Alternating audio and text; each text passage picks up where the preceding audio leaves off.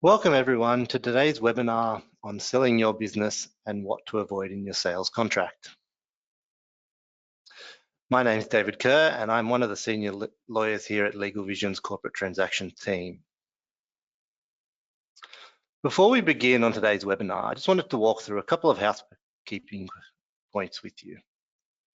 At the end of this webinar, you'll be emailed a copy of the slides and the recording. Throughout the webinar, you'll have an opportunity to submit questions about the webinar in the chat box. At the end of the webinar, you'll be asked to complete a short survey.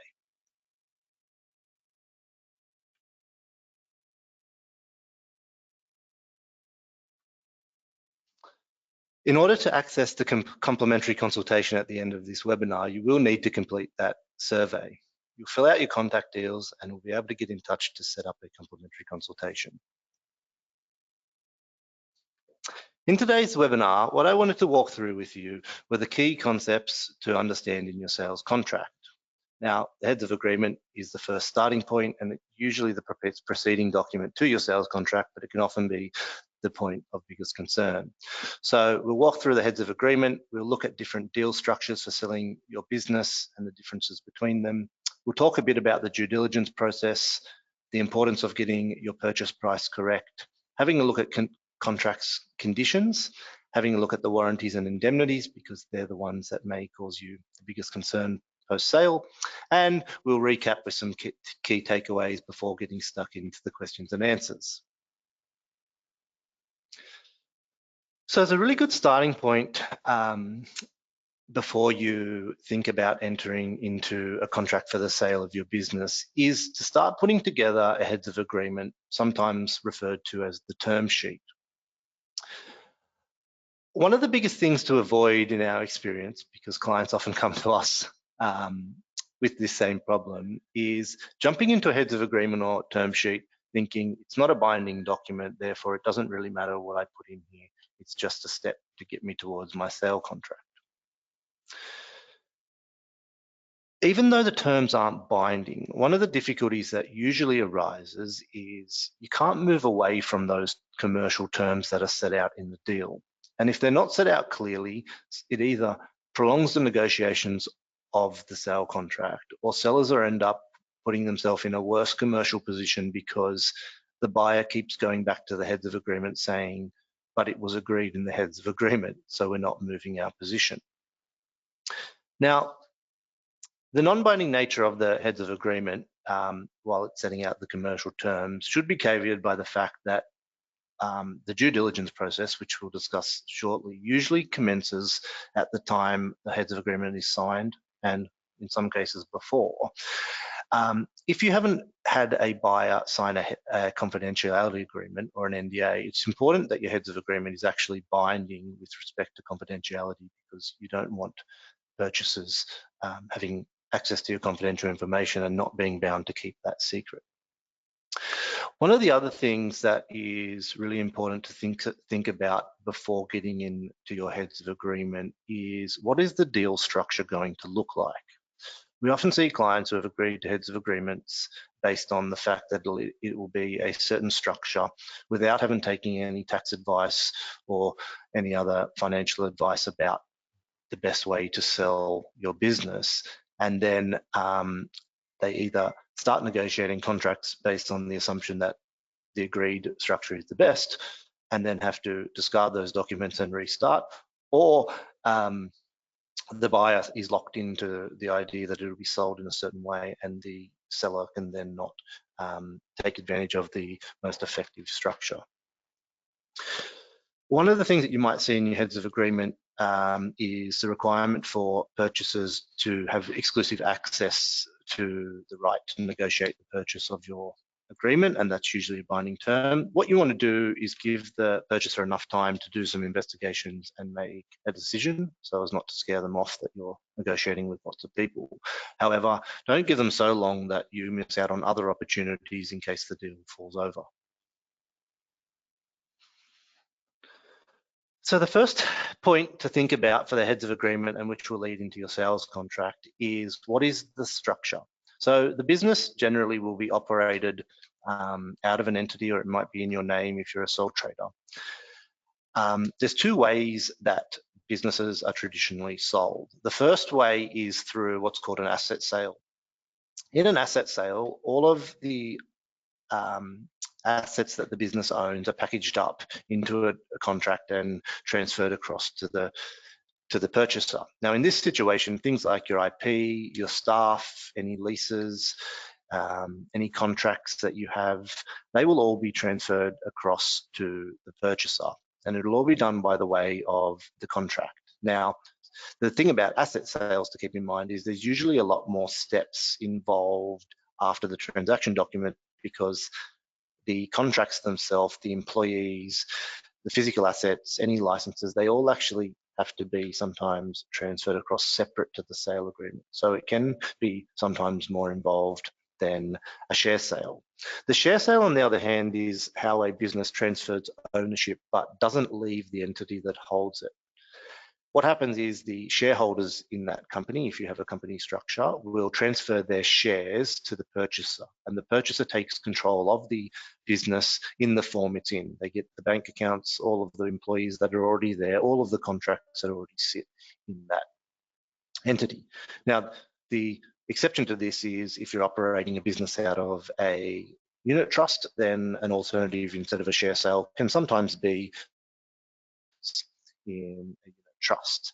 The two main ones that we're considering for the purpose of this webinar is looking at how asset sales and share sales differ in terms of process and what to look out for in your sale contract, depending on which structure you use.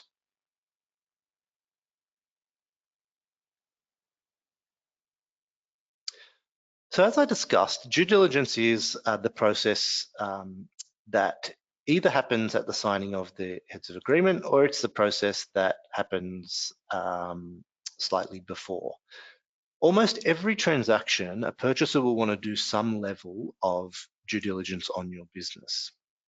They will usually send to you a long list of questions about your business, about the documents you have, about the accounts of the business, and they want to understand exactly what it is they're buying. Now, as I said, you don't want a due diligence process to be an opportunity for competitors to get access to your information unless they're genuinely interested in purchasing your business. So you do want to keep the information that you're sharing confidential. The two ways to do this is to make sure you don't send anything until an NDA, a non-disclosure agreement, is signed, or make sure the heads of agreement is binding with respect to information that you share before you start sharing that information. Now, we see it a lot as an opportunity to delay a deal or to potentially incur additional expenses than a seller needs to. One of the things that's really important to avoid is starting the negotiations or the due diligence process when you're underprepared. What is really useful to do is to set up a data room or to set up a Google Drive or some other document storage platform where you can start pulling together all of the things that you think a purchaser might want to see about your business. Things like your material contracts, employment contracts, any corporate records, your accounts. Have them in a location that's ready to go. The other thing that seems to delay transaction and is important to avoid so that you can get some money in the bank as soon as possible is not having somebody assist you with answering the questions that purchasers submit. We often see that there's a process called request for information where a long list of questions are sent to sellers, and sometimes what the purchaser is looking for is misinterpreted and either incomplete documents are sent or the wrong documents completely, and it draws out the due diligence process, which means longer time to complete the transaction, and it means sometimes increased costs because the process is delayed. What also needs to be really important from that data room and also the list of questions that are provided by the purchaser is making sure that you're actually documenting what has been shared. Every document that goes across needs to be identified. Every answer that is provided to a purchaser should be recorded somewhere, because we'll discuss in a minute the opportunity for you to reduce your risk or avoid any additional risk by not capturing all of the disclosures you made to a purchaser.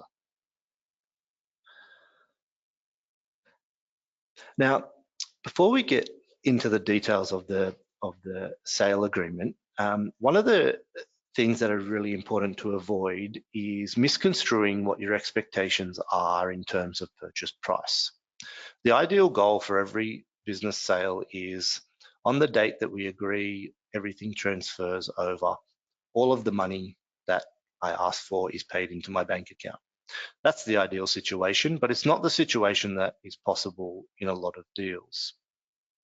Purchase price is something that is often misrepresented or misunderstood in a heads of agreement, and it often can lead to disappointment for business sellers.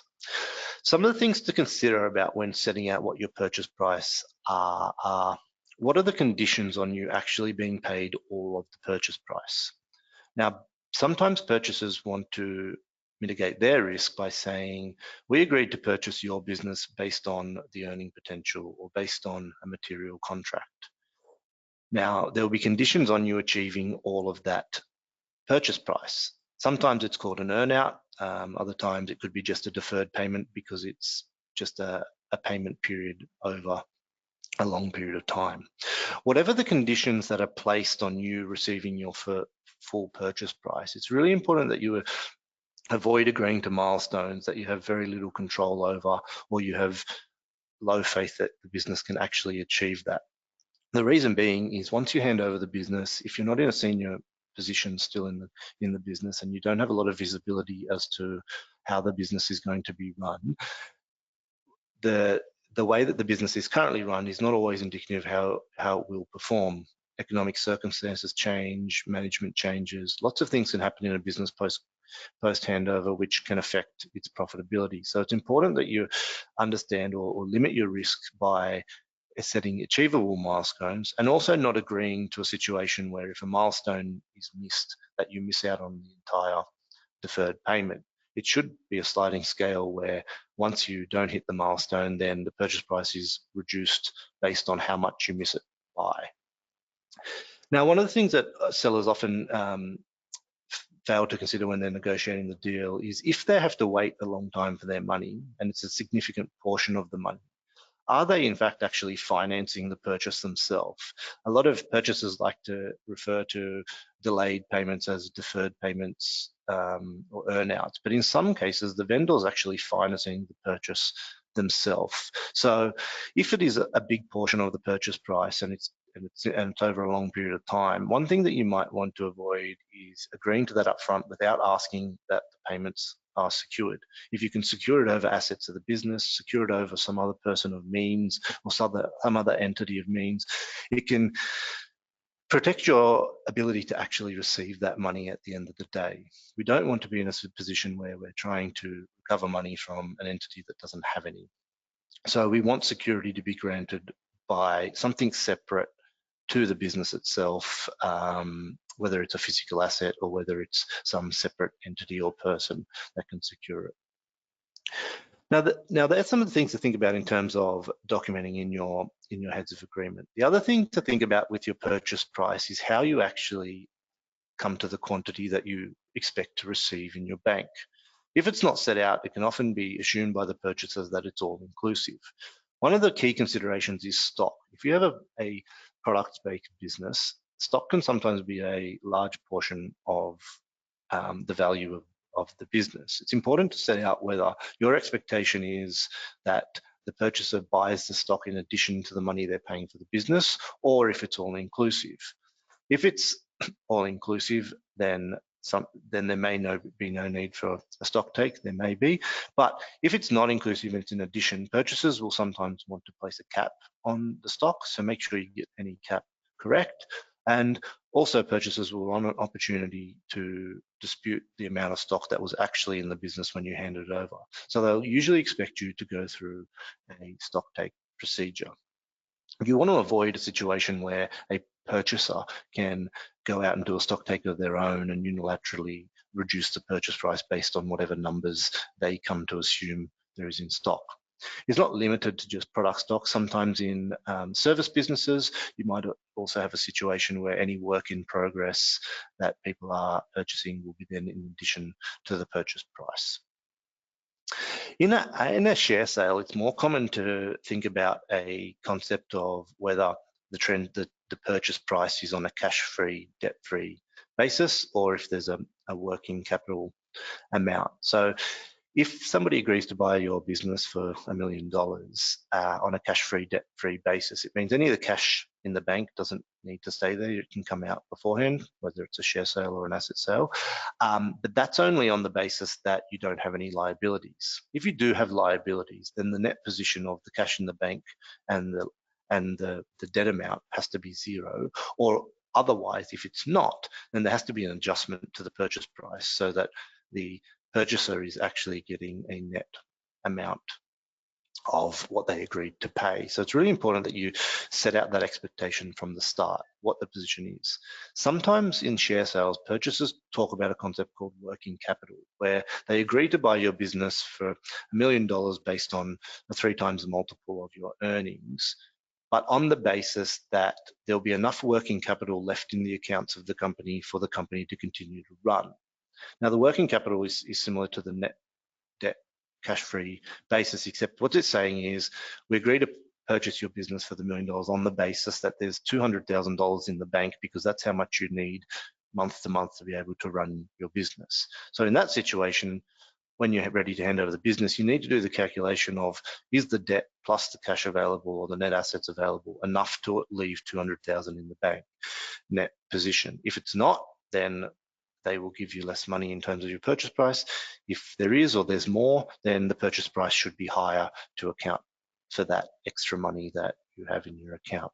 So it is really important that purchase price isn't just listed as a single number with no consideration of any of the other elements of your business, because it leads to disappointment for the seller when later on the purchaser says, no, it was always set out as a single purchase price, therefore everything's included and I want it debt-free. And then we have to have long negotiations about that position. Now, entering into your sale contract is usually not as simple as agreeing to a purchase price, setting out all the assets, signing, and everything happens. There's usually conditionality upon contracts, and the reason being is not everything can be clear up front.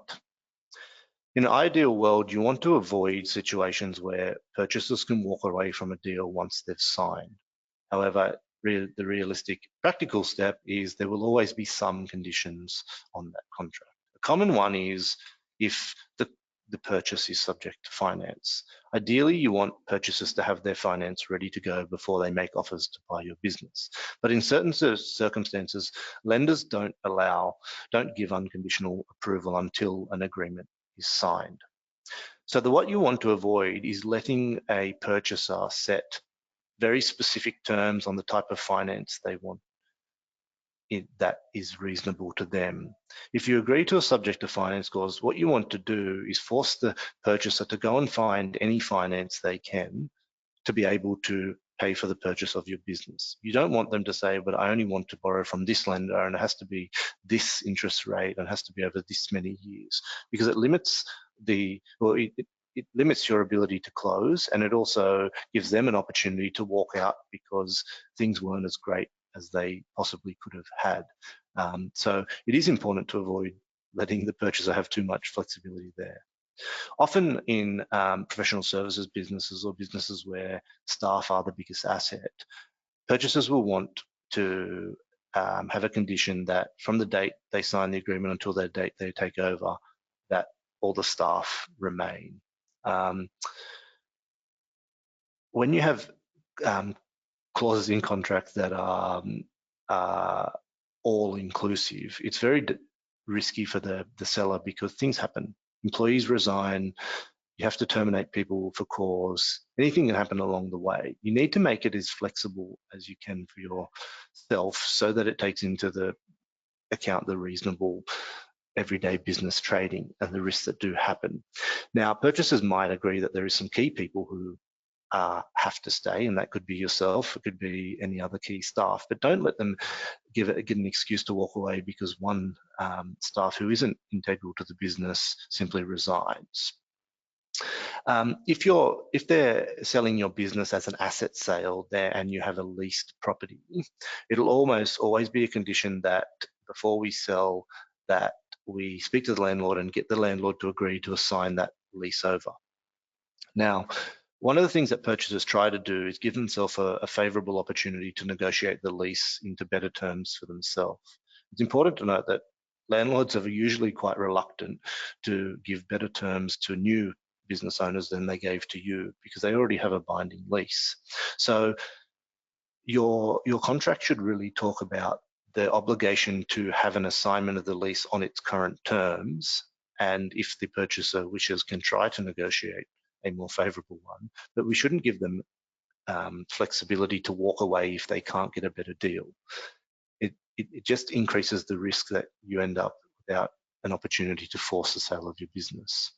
We touched on it before, due diligence. Ideally, you don't want to be spending a lot of time and energy and resources negotiating a sale contract with a due diligence clause only for the purchaser to then say, sorry, we did the due diligence on the business, but this isn't the right business for us, and walk away. If it is the case that due diligence is undergoing at the same time you are negotiating your sale agreement, what you might be able to do is give a shorter period of time where they can walk away, or say that if you do walk away during due diligence, then you need to secure our costs that were involved by negotiating this document with you when there was no binding contract. The other point that's often raised by purchasers and sometimes agreed to by sellers without thinking about the consequences is allowing a purchaser to walk away after signing the agreement where a material event happens in the business. What we find is either to avoid having any such condition in the contract, or alternatively, make sure that the material adverse event is actually defined to be something that you really know is material. Is it a significant portion of revenue has to reduce to make it a material change? Is it a key contract that if you lose that contract, then the business is significantly different? Is it there's a big piece of litigation on foot that if the litigation goes on favourably, then the business is significant? Just limit it to a number of quantifiable things that you can easily identify, and you don't get into a long-winded dispute about whether something is material or not, because the word material is something that lawyers spend a lot of time arguing, and business owners and purchasers spend a lot of time arguing whether it was material enough to allow somebody to exit. So the best way to avoid that is to make sure you have a specific definition of what the parties agree is material. Now we get to the last major concept that I want to tackle from a business sale contract, that is something that needs to be in the contract. It's almost in every contract, but it is something that you can avoid adding additional risk to the sale and having to worry about the sale after it happens for a long period of time. The first concept is a warranty. Unlike the ordinary use of word warranty, when somebody thinks they get a right to repair your faulty phone when it's not working. A warranty in a business sale contract is more like a contractual promise about the state of the business. How that works is there'll be a long list of things that you're required to say about the company, such as the company owns everything that it's selling. The company has not breached certain laws. The company has paid all of its staff, or the business, if it's not a company, has paid all of its staff. The company isn't in any litigation other than what's disclosed. Now, this is why it's really important from the due diligence process that everything is documented and all the answers to the questions are documented, because if you've already disclosed it, then it shouldn't be seen as a breach of a warranty. The consequences of a warranty being incorrect when you make that statement is after the purchaser takes over, if they find out that you sold them something that you never owned in the first place and you didn't tell them about it, and the value of the business goes down, then the breach of that warranty will result in a loss towards the business because it's now worth less. So a common thing that happens in that situation is the purchaser then tries to sue you for what's called damages, and that is the consequence of getting it wrong. So it's really important that you do know the warranties you're giving are true, that you know that with a reasonable amount of certainty they are true, or where you're not sure how true they are, or there is things that are clearly have happened that are against it, is you make disclosures in the due diligence material and you let the purchaser know of the situation. The other way to protect yourself is to put qualifying statements on warranties like, to the best of my knowledge, this is true. Now, the reality is a lot of purchasers won't live with that sort of qualification in some circumstances, but in certain circumstances it may be warranted and it can protect you from being absolutely true. The other thing that's really common in a sale contract, and it's something you want to avoid missing out on, is placing a limit. We don't want these promises to last forever. You want to be able to sell a business and after a certain period of time move on and not have to worry about the consequences any longer. Now, usually we see that for the vast majority of promises you make, there's a period of 12 to 24 months where the purchaser can make a claim against you if the business isn't what you said it was. Now, the reason why we set this time is because for the vast majority of things, within a 2-year period or sometimes even sooner, the purchaser will know if these things are wrong and therefore they'll be able to make a claim. Because disputes and litigation are expensive and time consuming and they're uncertain as to what the result would be, it's really important that you also put a threshold on what is the minimum dollar value before we can go down a formal legal dispute.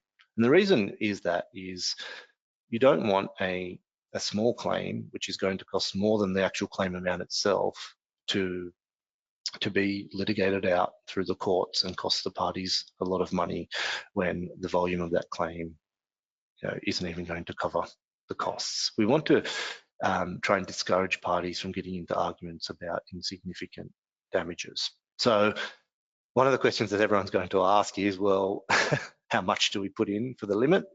Unlike the time limits one, which is more common, the percentage or the dollar value is usually dependent on sale price. Larger sales usually have a larger threshold.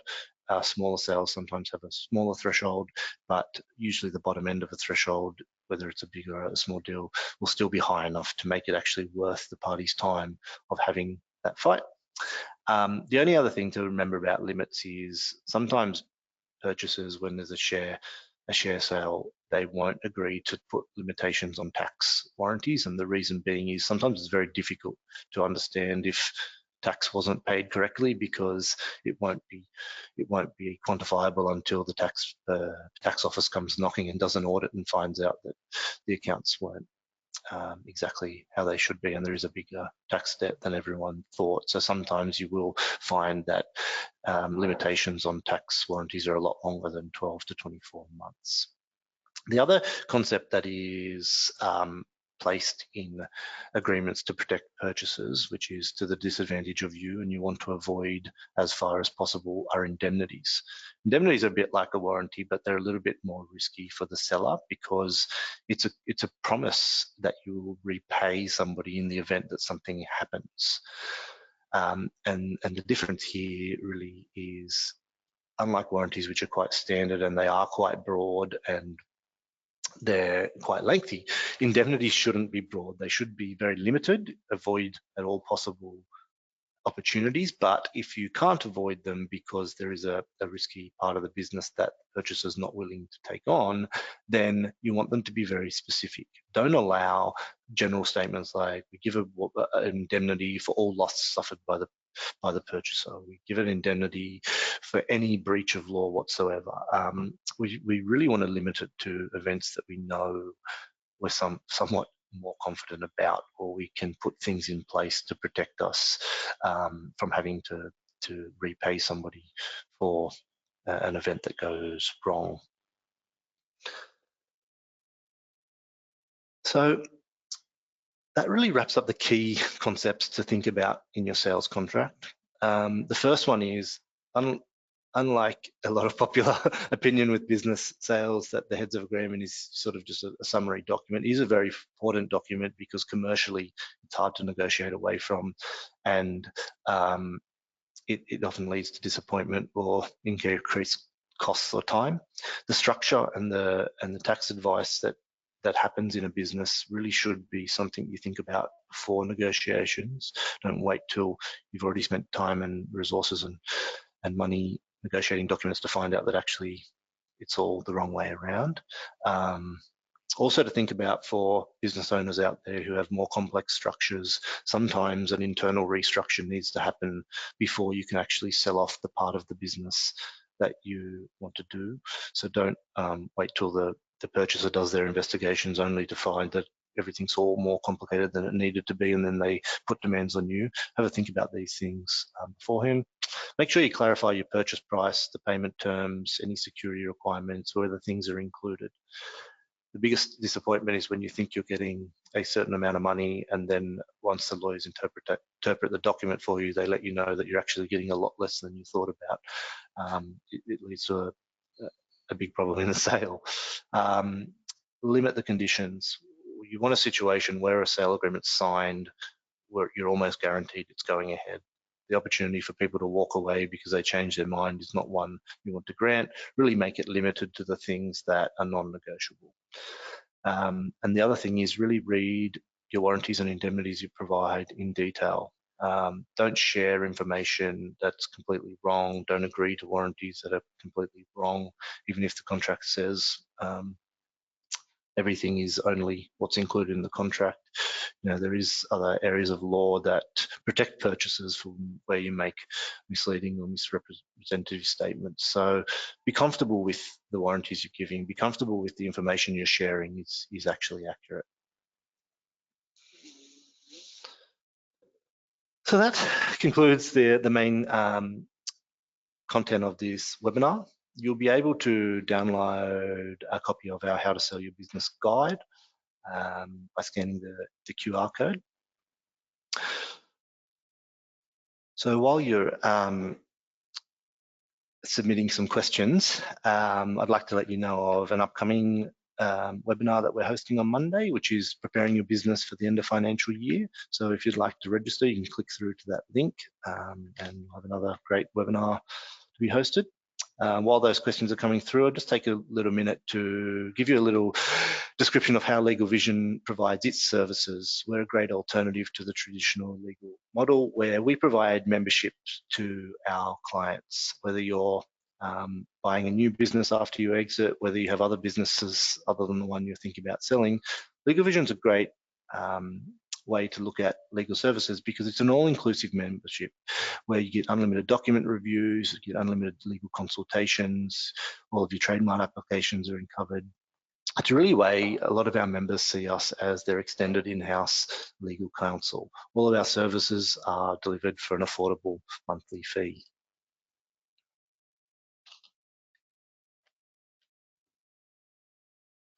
So I think I'll take a look at some of the questions that are coming through and we'll get started.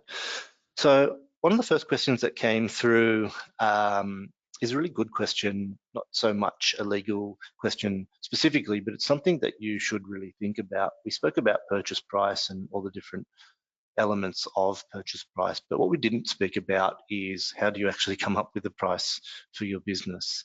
One of the most common methods that we see is to have multiples of earnings. Now, multiples can be articulated in one of two ways, really. They're usually a multiple of your revenue generated, or they're a multiple of your profits, your earning, EBITDA, as the accountants would refer to it. So the question that is always on every client's mind is this multiple fair? It's not really a question that's easy to answer. It's a question that is industry specific. You know, certain industries tend to attract higher multiples. depending on the level of your earnings. Once you get over a certain threshold, it seems to attract a higher multiple.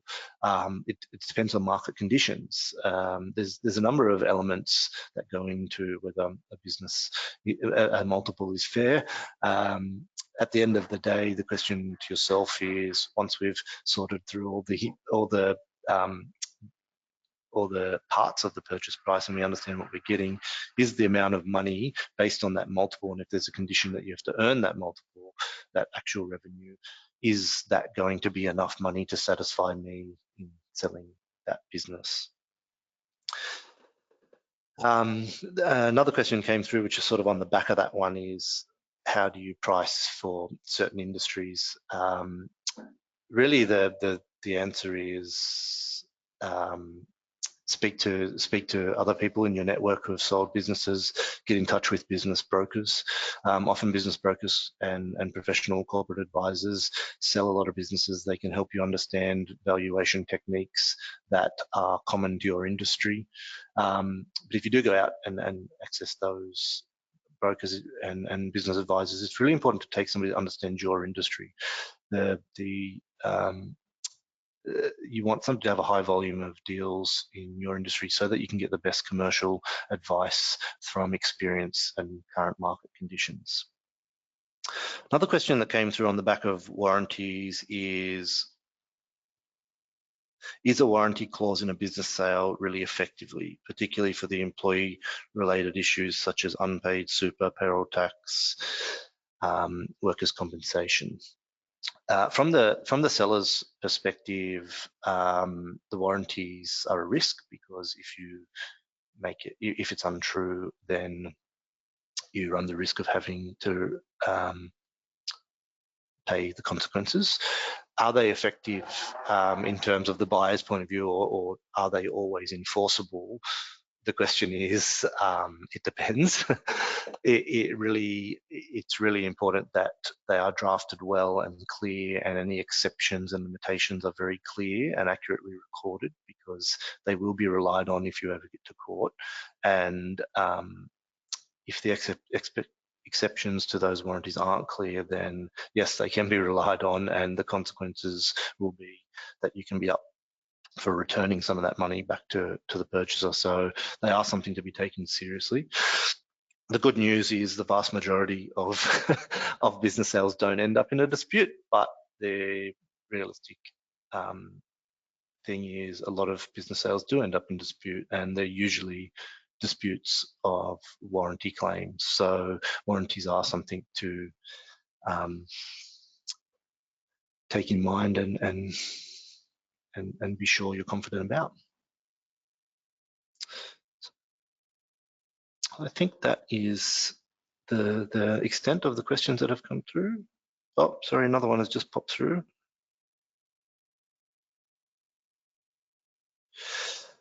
One of the questions that came through is from a buy side, so we're not all business sellers on this webinar, but the question that came through, which is a really good one, is, as a buyer, can you always rely on the financials that are put forward? And the answer is no. And that is one of the reasons why warranties exist. Having the accounts will help you understand what the business may look like, but it doesn't always reflect the actual business. There is a high number of disputes that are directly linked to accounts which don't show accurate reflection of the business. One of the most common warranties asked for in a sale contract is, are the accounts a true reflection of the business? Have they been properly prepared? Is there nothing in the, make sure there's nothing in the accounts that are non-recurring or inaccurate. So as a business seller, even if your financial accountant, if your financial advisor has prepared those accounts, you need to be confident that they actually reflect the business and that you haven't given the wrong information to your accountant, because even with relying on your accountant, you're not necessarily absolved of all of your risks. So don't just say, here's the information, and your accountant comes out with a report and you think that's everything I can rely on. It still needs to be accurate.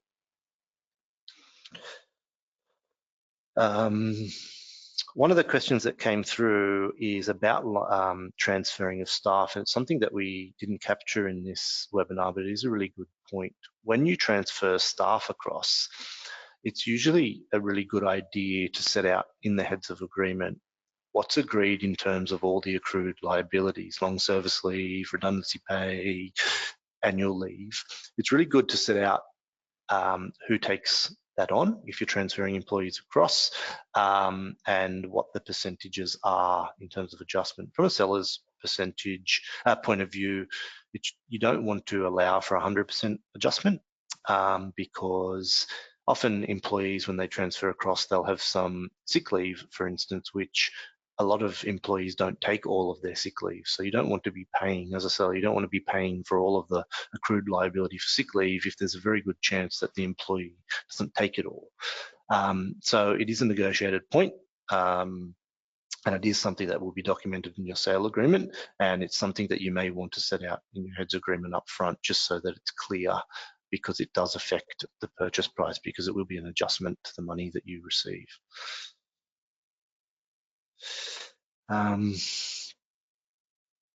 Another question came through about the fair multiples. Just want to reiterate there really is that what's fair is really subjective in your opinion. You have to be comfortable with the amounts. Take advice from external advisors to help you get some more comfort.